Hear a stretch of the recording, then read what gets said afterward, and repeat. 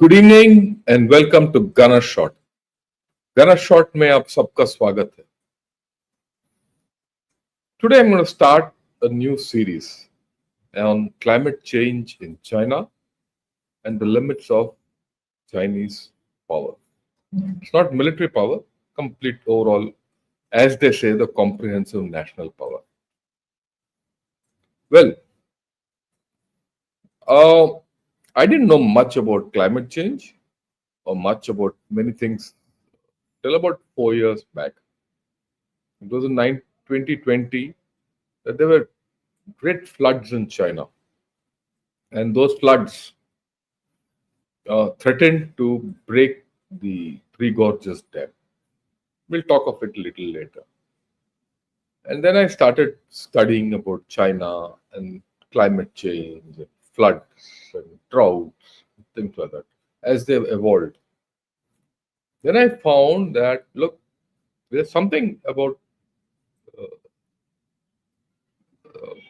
China's environment, China's climate, China's whatever you call it, which is going to be a major limiting factor of Chinese power. And that's what I'm going to talk to you about. As it stands, I put it out that this is going to be in two parts. But my own feeling is that this is going to be maybe three parts, maybe four parts. And I'm going to cover Tibet also. And towards the end, I'll see where does China stand, where does Tibet stand, everything. So it's going to be maybe for some people it's boring. It might be boring. But let me tell you, what I'm going to speak over the next 2-3 episodes is based on facts, published facts, visuals, things which probably are there floating in free media, but I've just collated it together. And my own sense is that unless we get a real hang of what China will be in future, we're going to have a problem. And I see that not many of us have that sense what China is going to be. And at not having a sense of its future, we tend to give too much to China and its presence. We treat China as if it is something great. Let me assure you, 5 years from now, our talk of China will be far different. That I can vouch, because what I'm talking of China today is far different from what I spoke of China in 2016, 17, 18.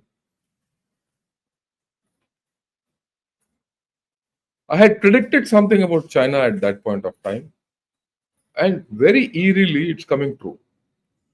So if I extend this trajectory, uh, I'm sure things will fall in place.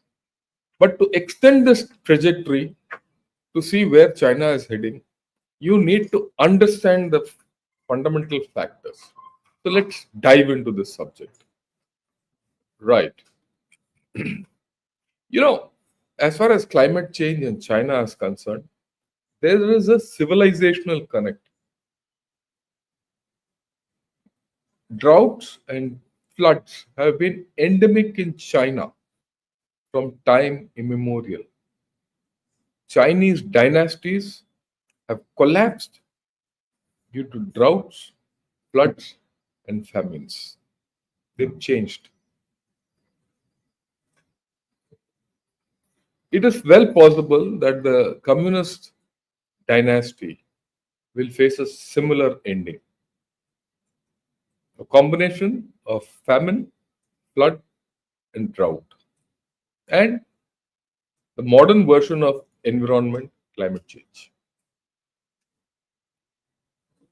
So, for those of you who feel, look, this is some old fellow talking nonsense, so be it. But I'm talking on the basis of some history and geography. Uh, Last year, I did a show for about an hour on climate change in China.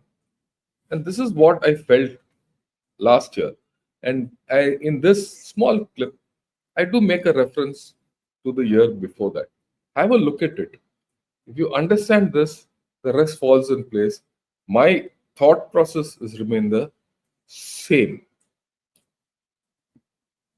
Today we'll talk of climate change. This is a long-term problem which not many people are focusing on, not people are analyzing. And this is going ये निर्णायक होगा China का future के लिए. उसको भविष्य में climate change बार बार आता रहेगा उसको सताने के लिए और उससे कोई छुटकारा नहीं है. Right. So this is what I had to say last year, and I don't have a change of opinion on this. That there's no change to what's going to happen in China. Right. Now let's look at the geography of China, because unless you understand the geography of China, the future of China will not be very clear to all of us. Okay. Now, as you see, China has two main rivers. First, on the north, is the Honghe or the Yellow River. It's also called the Sorrow of China. We'll talk of this down the line. In the south is Yangtze. It's also called Yangtze Kiang. It's the longest river in Asia. It goes through the most populous and most prosperous parts of China, including Wuhan and Shanghai. Now, when you look at China a little more detail, you see the green plains, the northern plain of China. It is the heart of China. Okay. To the north is the Mongolian plateau. To the east is the Tibetan plateau. These are not productive. But the lowest plateau, right, and the Nanjing Mountains, all these are low hills. Lowest plateau, of course, is a little higher. It merges into the Tibetan plateau, right? That's higher. You see that the rivers get constricted by these plateaus and low hills. And these features make China what it is. The Yunnan plateau and the southern Nanjing mountains actually, have a lot of water content. This is the water bowl of China, and through which the Yangtze flows to the north. That's the hydropower heart of China. The northern China plain is all the agricultural heart of China. And like I said, the Yangtze basin is the industrial heart of China. And the northern edge of this North China plain lies Beijing. And just to the north of Beijing are Inner Mongolia, Tibet, and those areas which are desolate and not very productive. And this is where Chinese always fear that the Russians could come through. The most vulnerable part of China is the North China plain. But we're not talking of, we're not going to talk of warfare in this series. We're going to talk of environment. But this is what shapes the environment of China. Okay. Now, many people will say, what's the connect between climate change, environment, security, economy? I mean, it looks silly. Last month, there was a discussion in the Chanakya Defense Dialogues, and there was a panel discussion in which many people spoke, and one theme was environment, in which General Hasnain, he spoke about what's happening in our environment. It's not a matter of what's happening in our environment, but what he has highlighted in his talk uh, indicates and highlights and magnifies the effect of environment and the connect with security and economy. See it to understand what he says, right? I'll just put that video on first. And I was horrified to see what had happened in Sikkim on the 4th of October last year. Most people have forgotten it. The world forgot it simply because 3 days later, the 7th of October, the Hamas did an even bigger disaster by killing 1,200 people and taking away 250 hostages. And so the whole world's attention went to that. And no one bothered about what happened in Sikkim. A glacial lake had outburst. It's just called a glacial lake outburst flood, GLOF, which had burst. Just one of the effects of that was that 3,000 tons of ammunition of the Indian Army had flown down the Teesta. 3,000 tons. That's 1,000 3-ton loads. No one knows this. Hardly anyone knows about it. So that got us thinking into that. My God, this is the kind of effect which can dare on national security directly affect the capability of the Indian Army itself. The second connect in my mind I make between disasters and national security. These are 3 examples. Look at Somalia. What happened in Somalia? A drought. Thereafter, a famine. Happened in the early 70s, middle 70s. By 1993, you had the United Nations, UNISOM, which was in Somalia. That was the beginning of piracy in the Red Sea.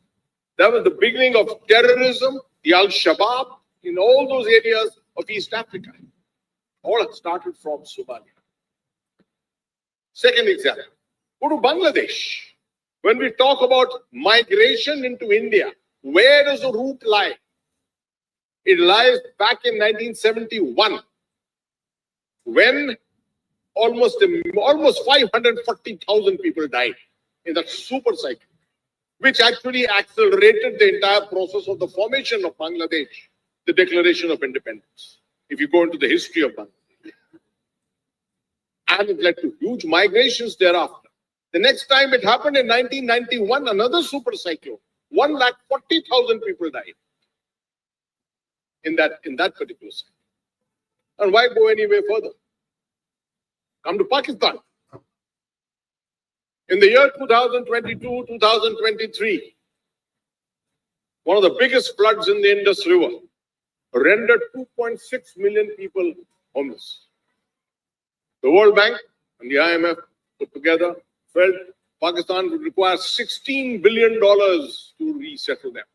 Pakistan has got $16 billion. It's going 24th time to the IMF for $3 billion. Where are they going to resettle 2.6 million people? Cast your minds back then. 3 million people came out of the Afghan crisis in 1981. The formation of the Taliban is linked to 1981. That is where the Saudi clergy came and converted everyone to radical Islam. This is the connection between disaster and security.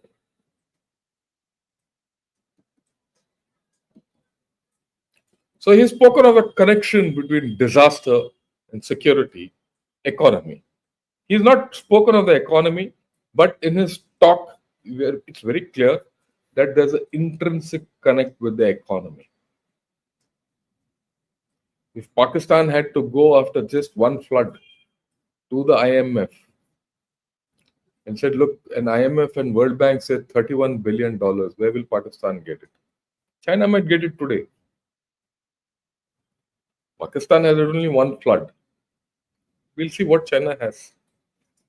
That's the interesting part of this presentation.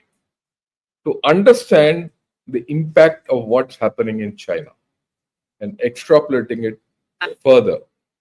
And that is why I'm going to talk of all this. This is not a one off session. I'm going to talk of the fact chronologically from 2020 till date, and we'll take it forward as we roll along because I'm not going anywhere, nor is China, nor is climate change. We'll track it. We'll track it live. So, in the course of the next 2, 3 sessions, I don't know how many sessions I'll take because this is my passion, so I'm letting it out. I'm going to talk of the flooding of 2020 from when I really got interested in China, the 2022 drought which happened. Not many of us know. And China has a huge south north water transfer. We'll analyze that also. Already there are issues connected with food security, desertification, and deforestation, and all driven by climate change. We'll put it together. 2024, last month, there were strange tidal waves. I'll show them to you, the impact. Then there's the issue of subsidence in China, where the cities are sinking. Then Chinese engineering, they call them the sponge cities, they're failing. Then river pollution. Groundwater in China is completely almost contaminated. Maybe in 4, 5 years' time, I'll have to reread late General Padmanabhan's book on how India and China go to war because China's rivers are contaminated. He had predicted it then, about 8 years, 10 years back. Then there's an issue called gross domestic risk. A firm in Sydney, an organization as Sydney has done. It is mind blowing. I'll present it to you. Then, of course, Tibet. There is something happening in Tibet. It's just not Xi Jinping coming and putting his villages there. And that will be a separate episode. If needed, 2 episodes. Because what's happening there. And all this has to be seen against what's happening in China's economy and the demographic decline. If you saw that brick which I showed you in that clip which I saw, the two basic things are climate change and demography. This is the foundation on which the Chinese wall is standing. And it is shaking.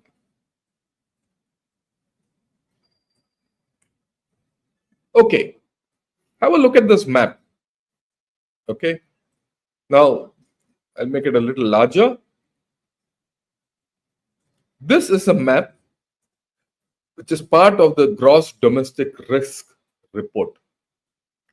It shows the share of people living in high risk flood zones where floods can be maximum. Focus on China. See, a large chunk of China is in this high risk flood zone. Right? You look at India, the Himalayan belt is there. It's not as if India is out of this problem. I can do an equal analysis of India. But I'll defer that because this is a study of China. We have our problems. But let me put a little of the cart before the horse. What will save us is our lack of development. What will kill China is its rapid pace of development. There's a political economy involved in the whole this story. I'll unfold it as we go along. Okay, 2020. This was the headline, China's worst flood in decades. You go to South China Morning Post, there's an infographic, beautiful feature on all this. And I've picking it up from there. My sources are all completely almost Chinese. Now, let me put it to all of you. I would request you to give it to your friends to understand China. We talk of China, you'll see how vulnerable China is, and through Chinese eyes. And hopefully, there'll be more joining in the next episode. Okay? Now, if you read in that, this were floods in the Yangtze Basin. The last equivalent of these floods was in 1998. 1998, more than 4,000 people had died. So many didn't die here. Let me be very clear about it. But it came at the tail end of COVID. COVID had clamped China down and these floods. If you think the Chinese economy is going down only because of lack of consumption, then you're living in La La Land. A lot of factors have gone. We'll look at it a little more in detail. This was the kind of pictures you saw. And the complete Yangtze Basin was in flood. This is the Yangtze Basin. You see the Yangtze River in the center. This is the Yangtze River. And this is the Yangtze Basin, the brown circle around it. Was completely inundated in flood. I'll show a detailed map a little later. This is the Three Gorges Dam. Beautiful picture, and beautiful as it looks, the biggest dam on earth was about to collapse. They say that after that flood, there's a deformity, a permanent deformity in this dam. We don't know. But there was damage in the dam. That much I'm very clear. And the day this dam goes, China is in trouble. Big trouble. But that we'll see later. Let's see what happened in those floods. This was the Three Gorges Dam. And there's a film in this. Have a look at it. And you'll understand what I'm talking of. And this is a film by DW, which is a German broadcaster. It's a professional film. Yeah.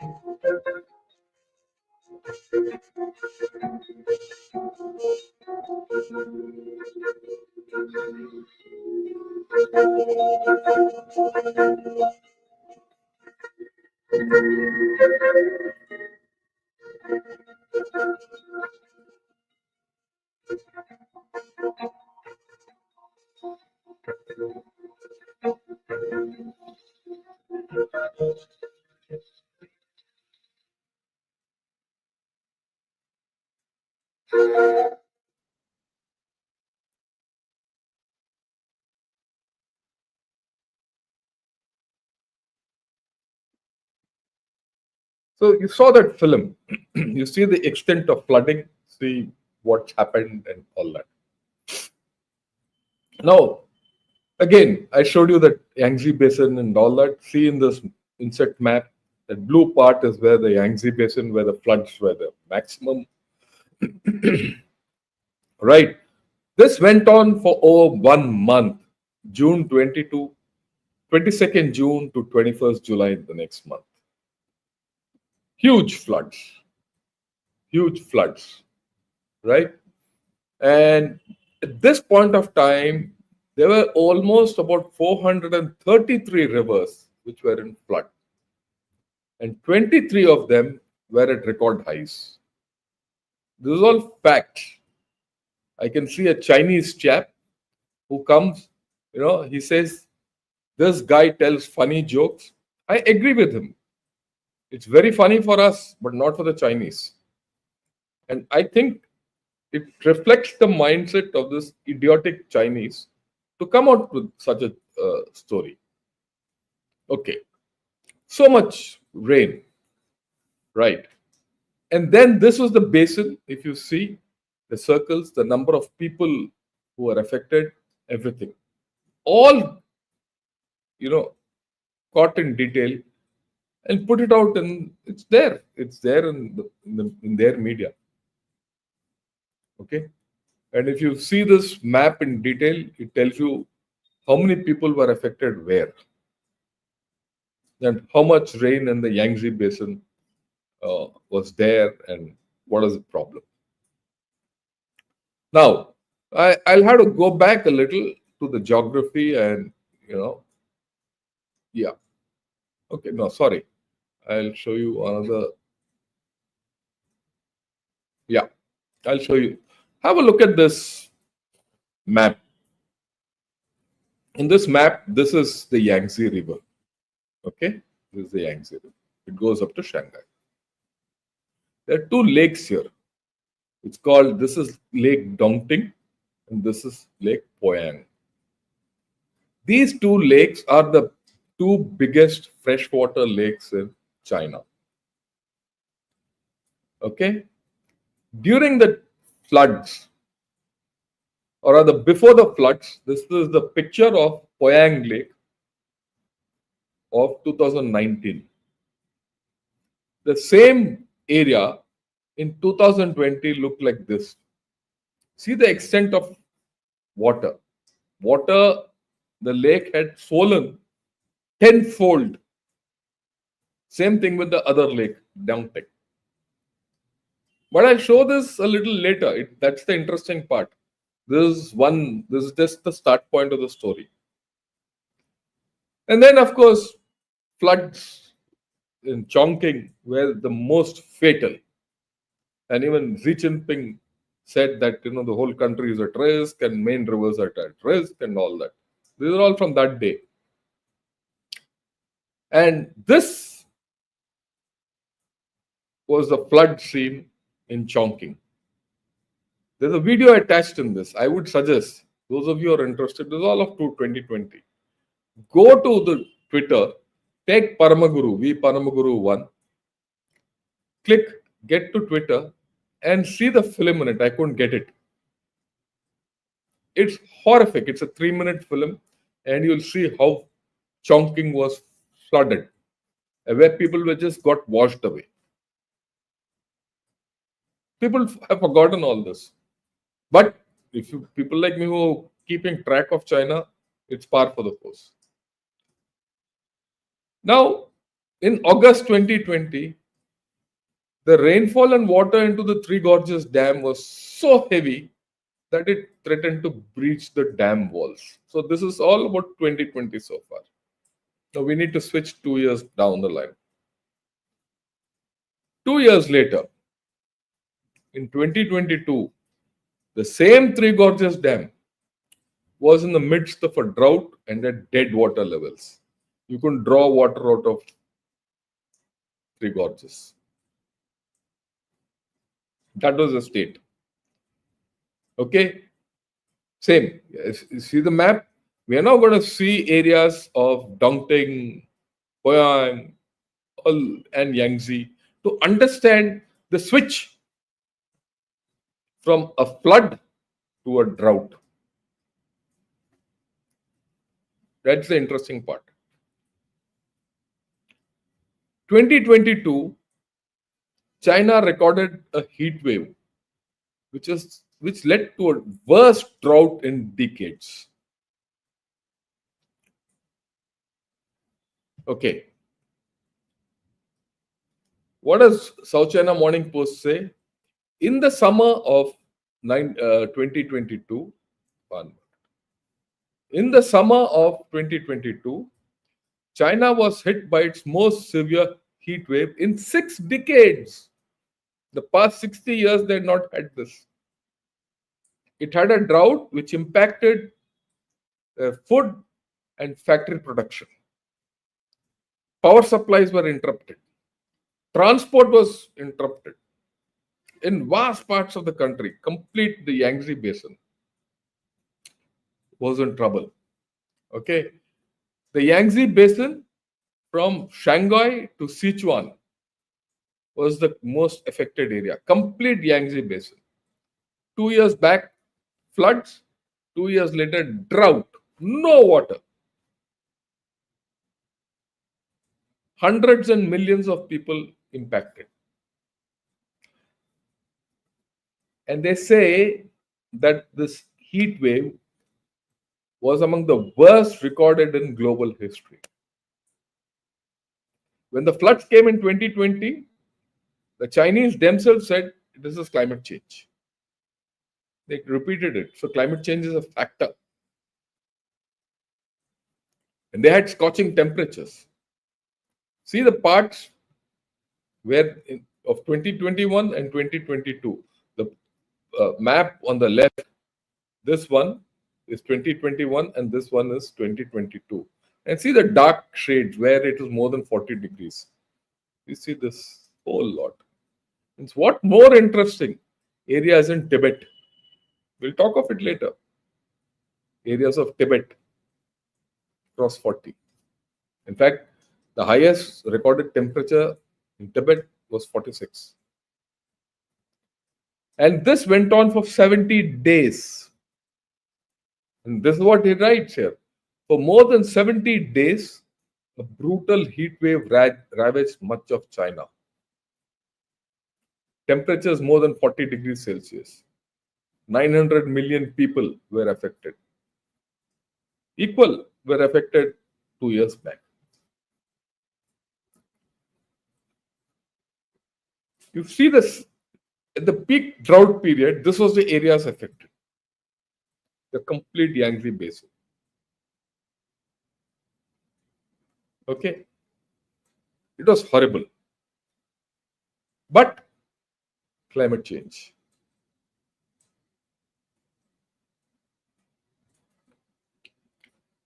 Now what happened? The Yangtze River dried up. Lake Dongting and Lake Poyang, the two biggest freshwater lakes in China, also dried up. Hindi में अगर हम बोलेंगे तो पानी का किल्लत था China के अंदर उस वक्त. हमने इसको ट्रैक किया था, इसीलिए तो हमें पता है कहां से ये पूरा माल उठा के रखना.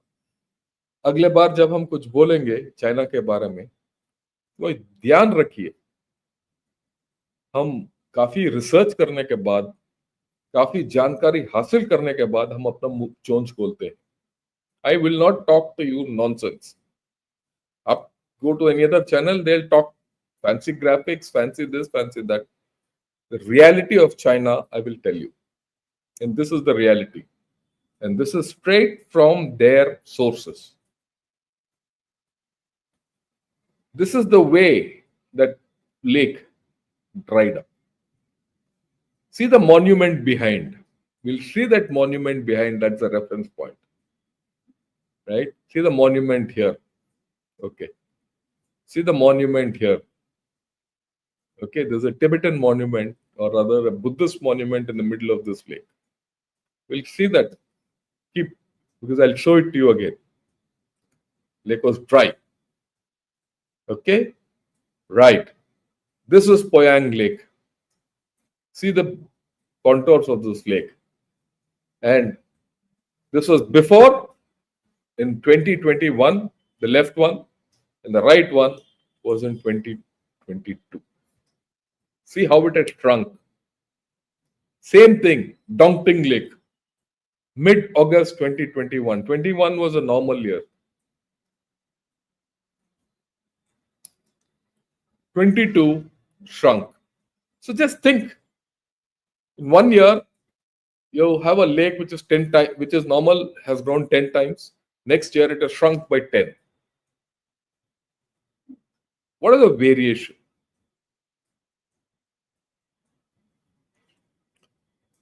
Now, this is a small clip of Poyang Lake. See, have a look again. You know, if you look at it here, this is that Tibetan landmark. You see the land around that all cracked and dry. Have a look at it. It's a small click, and this is the one earlier. 20. See how full this lake is here, and see how the lake is dried up here.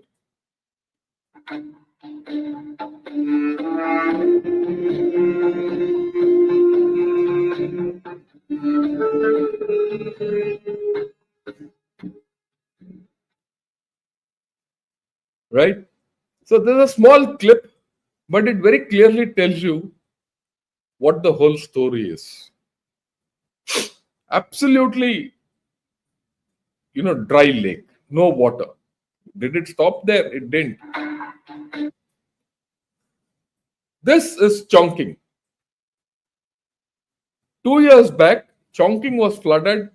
People, I showed you that tweet where rivers burst every banks, and through the streets, even cars were just taken away.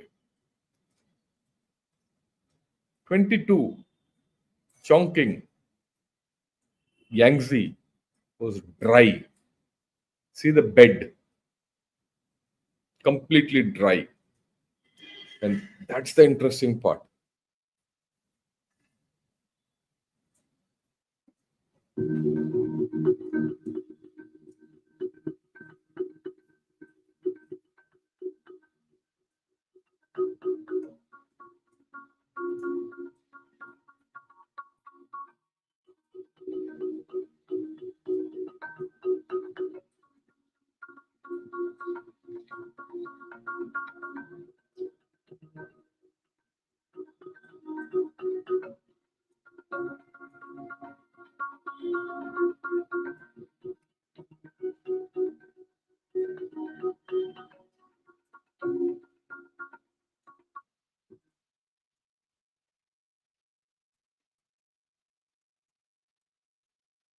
That year, 2 years back, there was a chap with a motorcycle who crossed Yangtze. People couldn't have dreamt of it, but it happened. So the change.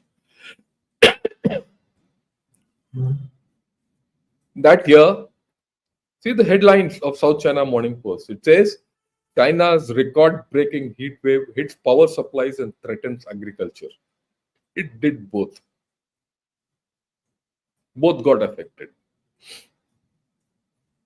Now comes the funny part, or where China is at danger. From here on, the presentation takes an analytical form.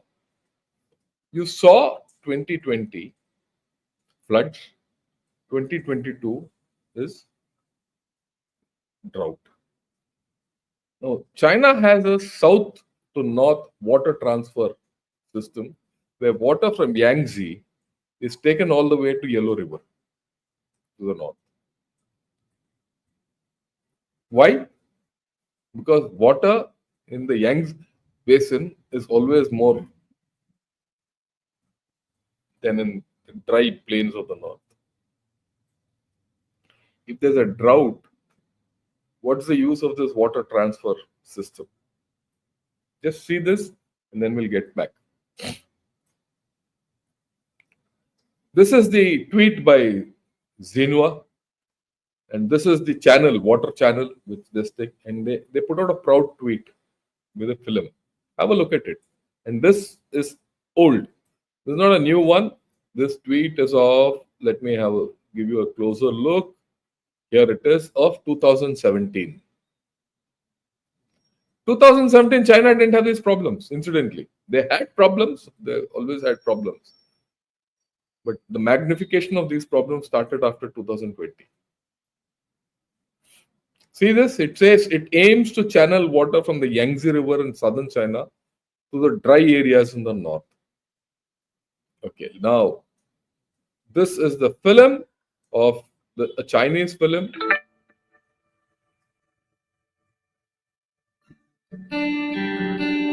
That's the Yellow River on top. This is the Yangtze Channel.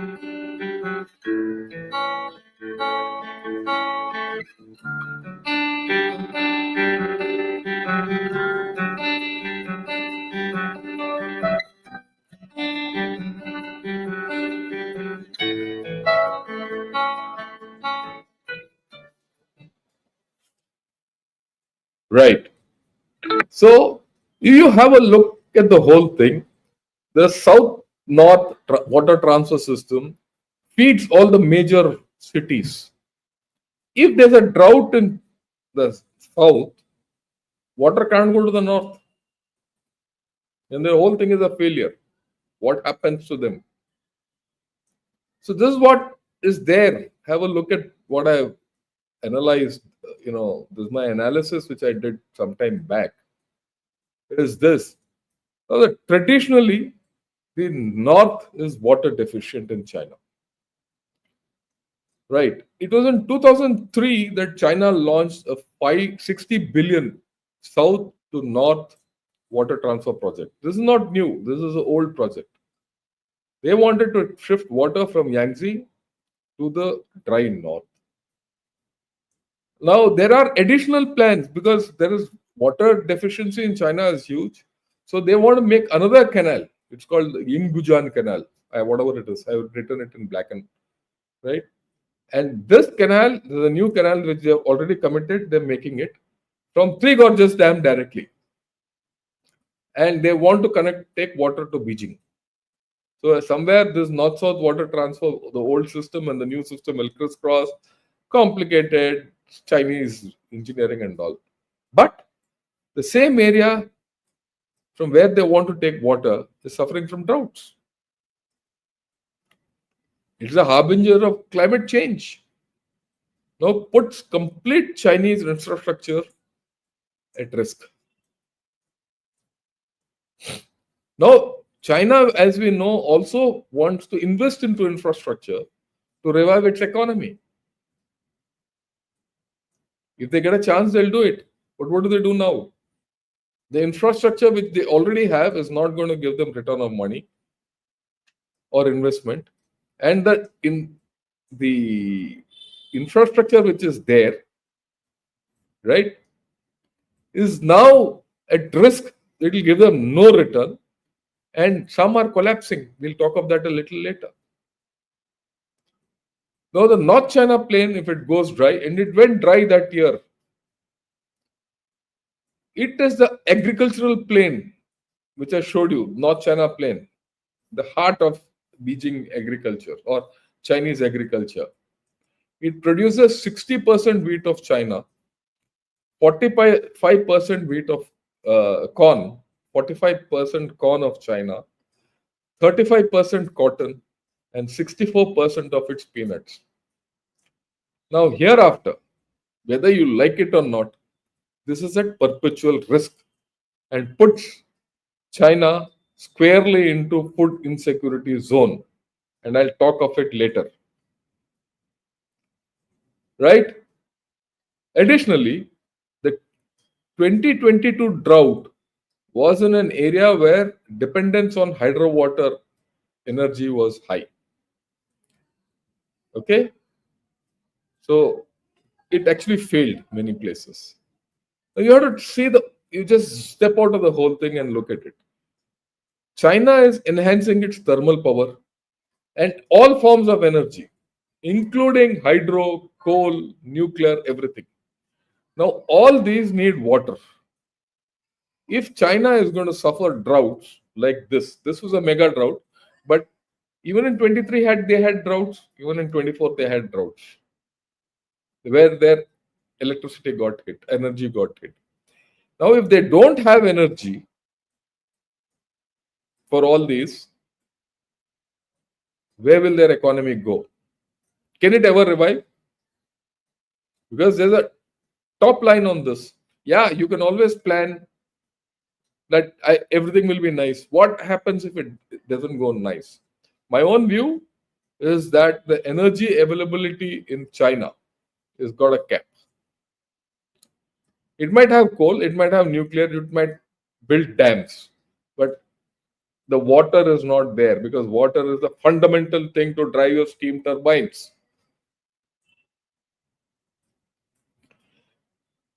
Yangtze Basin is the home to almost a billion people, the most developed part of China. It needs water. It needs water for economic capacities. It's not there. That's what 2022 proved. Either and 20, it was too much. 20, see, if you look at Wuhan, from Shanghai to Wuhan, Yangtze River is completely navigable and they use extensively river navigation for transportation of goods from the Wuhan industrial belt. 2022, that failed because of floods. 23, it failed because there was no water.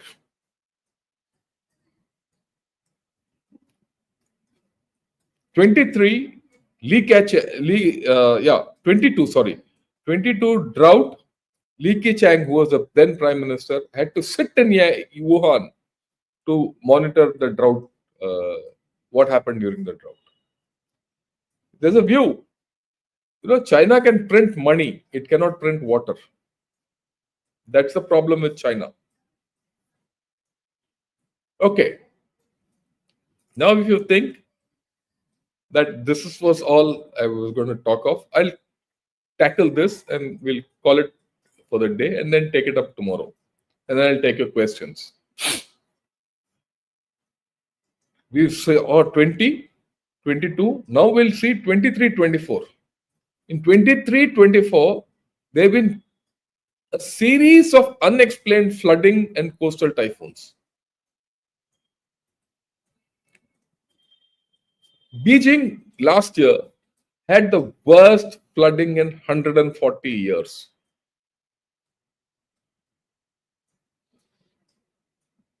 What China did, they saved Beijing by breaking a few canals. But in saving Beijing, they devastated the countryside.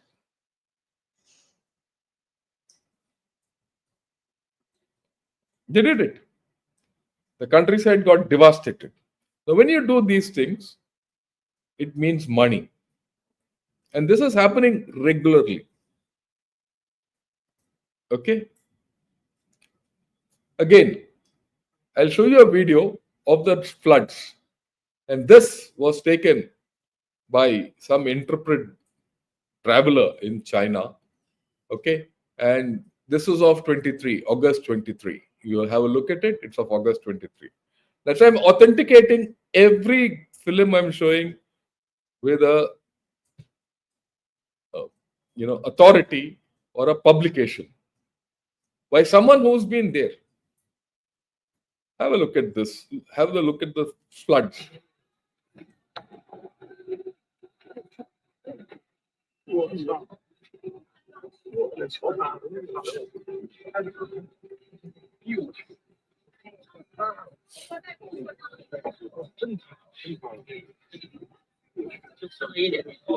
at the bridges broken. Look at the level of flooding. This is Beijing.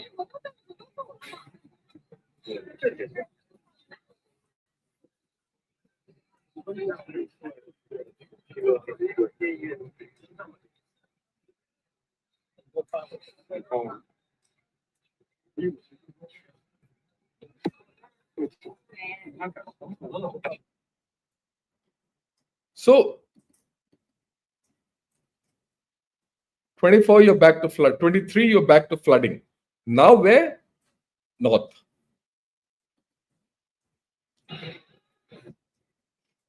Did it stop there? Have a look at this. This is a very, very, very interesting film again. Okay? Someone went there. This was of 23, August 23, last year. This happened in Zhuzhou, in Hebei province, whatever that stupid province is. Okay?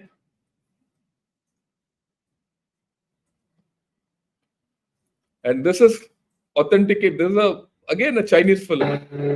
Look at how much water is there on their highways. 深的地方12米，现在去营救下一波这个被困人员。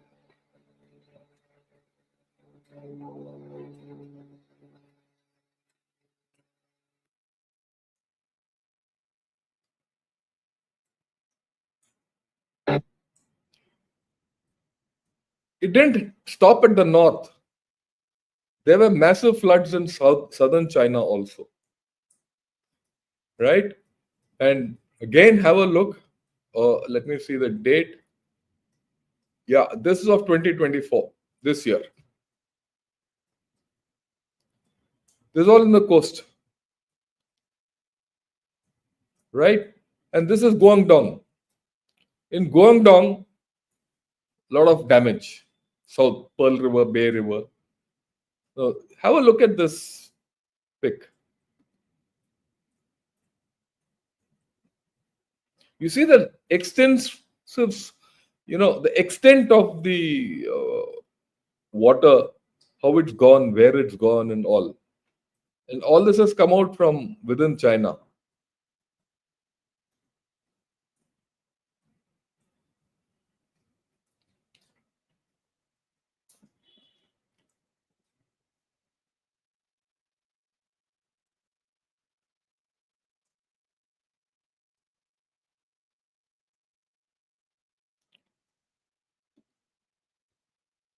And look at this bridge collapse.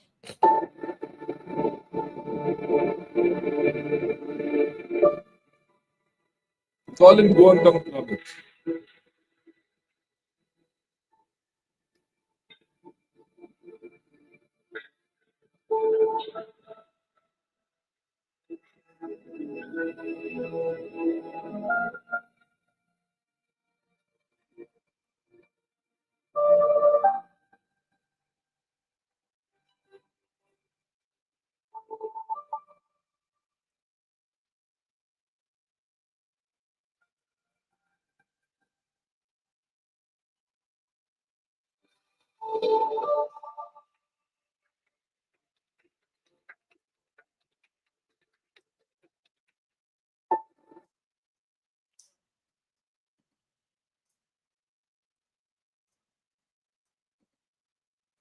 So that's what has happened in the past 4 years.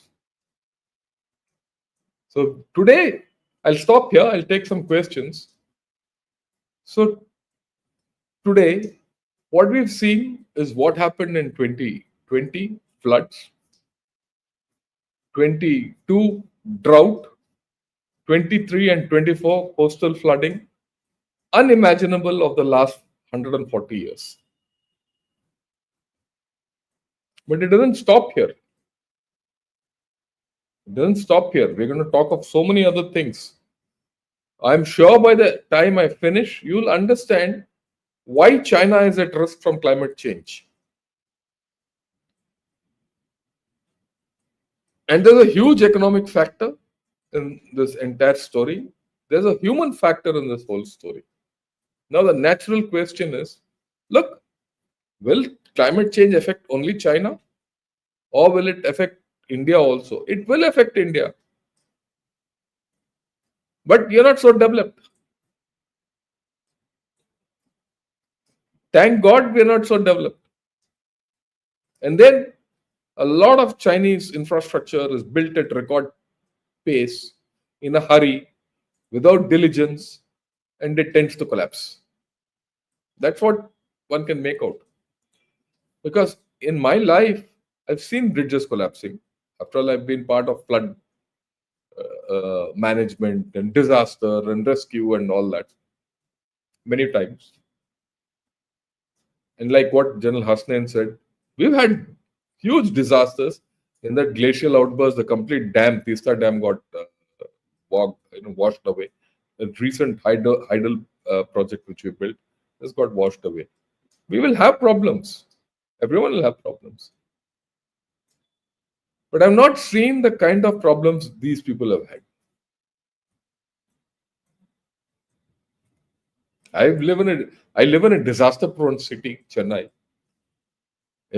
After coming here, 1 year we didn't have water, the other year we had floods. We've gone through this, but I have not experienced or seen this. What's happening in China? That's the point. Yeah. So I'll stop my presentation today. I'll pick it up tomorrow. Tomorrow we'll continue with this. and we'll go ahead with everything, and we'll see if we can finish tomorrow, even if it's a little late, and even if it's a little long, so that otherwise, if I put it into 3 episodes, it might go out of focus. I do hope you people have liked this video. If you have liked this video, press the like button and get your friends also to watch this video and get more people to join in. Tomorrow is more interesting. There are more issues which I'm going to open up. And I've shown you what all I'm going to open up. Right? With this, I'd like to take a few questions. And then uh,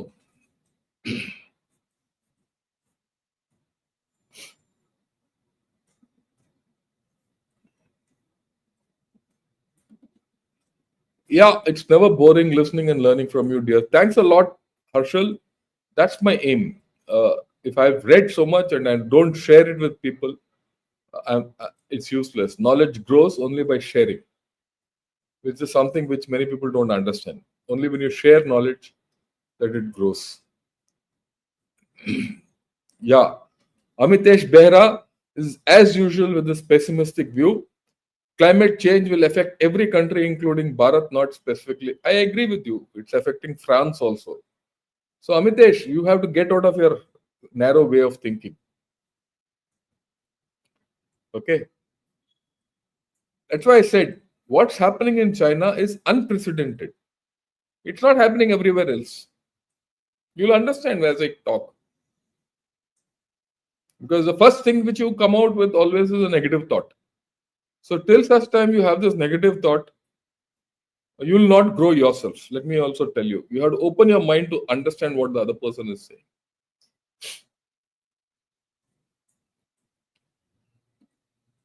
According to their map on entire northern, yes, it happens. We've had floods in Nepal, Bihar. Bihar is always flood prone.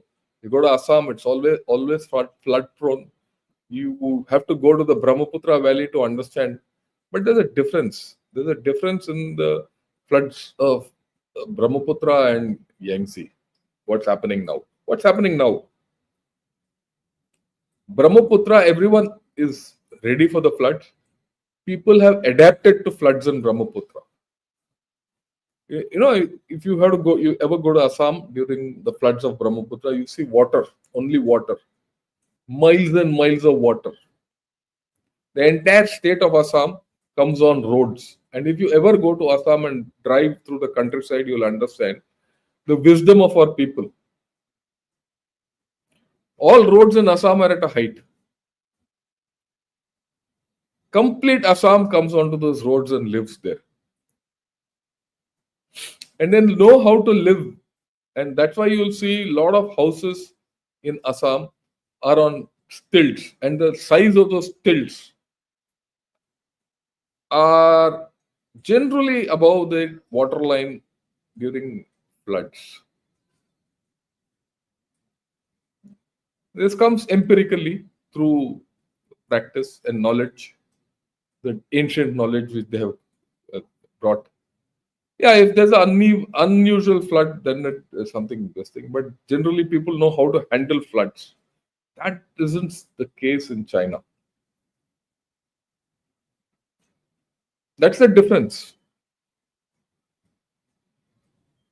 Whether our government is handling climate change well or not is an issue, but I think reasonably better than a country like China. I'm very sure of it. Because I've seen in my lifetime the change which has happened in the way we deal with climate change and disaster. You look at Orissa, super cyclone comes. Once upon a time, Andhra, Orissa, when a super cyclone hit these places, train services to Calcutta from Chennai used to be suspended for a month. Or you go to a point, get down, get into a bus, the bus will go slowly, get you off the other side and go. I've gone through this with myself in Brahmaputra. Once we had to get off at Bongaigaon and come to Dubri and by a bus and get in with my family and all that. So things are different. Things have changed now. Things have changed for the better. You might have disruptions, but you are able to handle it better. This is the change which I see every year in India. This is not what I observe in China. Yeah, I explained to you about HD thing. There are problems. It's not as if we are not going to get away from it. It's a differential. If you have a thatched hut, a flood comes, the thatched hut goes. Tomorrow, when the flood recedes, you can rebuild it. But if you have a skyscraper and that goes, see the cost. You built that skyscraper when you were rich. Today, you're not so rich. Can you build a skyscraper again? That is the thing which you have to understand about China. भाई climate change आने वाला है, इससे कोई बचना का रास्ता नहीं है, बचाव कम है, but coping with it is the issue, and China is not coping well with it.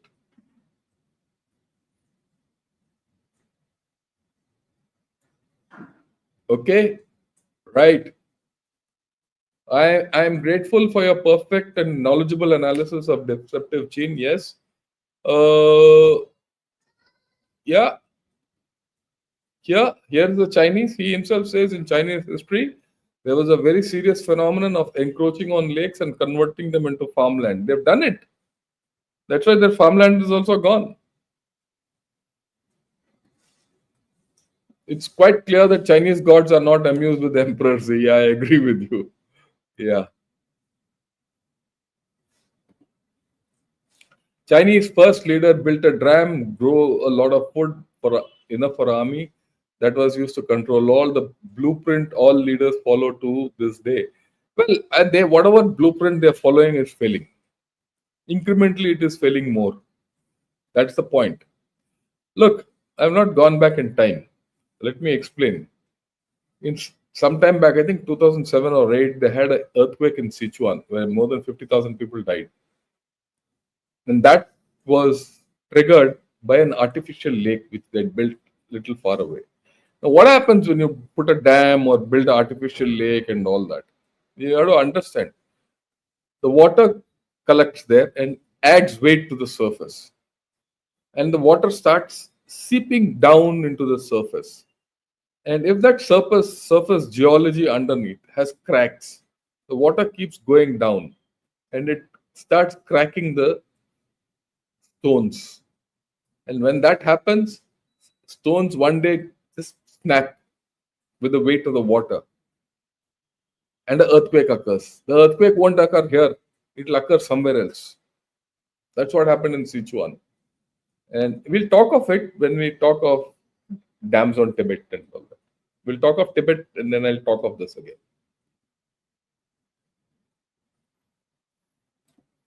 Yeah. So, out of topic. No, we'll not talk of PLA first today. Sorry.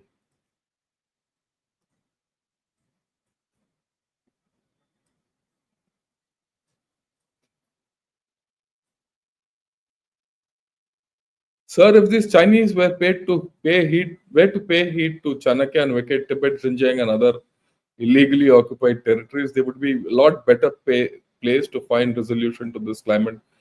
Look, they're overstretched, right? So if you're overstretched, you can get anywhere.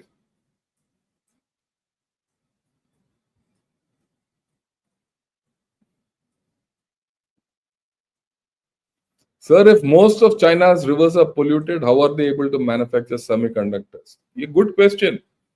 That's why they want to go to Xinjiang. Why do you think they're doing a lot of activity in Shaksgam Valley? Because you get pure water there. Tibet is important for them for water.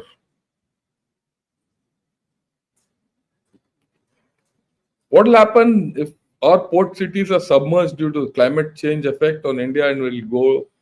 Yeah, you have all these problems. We have to start thinking of it. There's no doubt. Okay.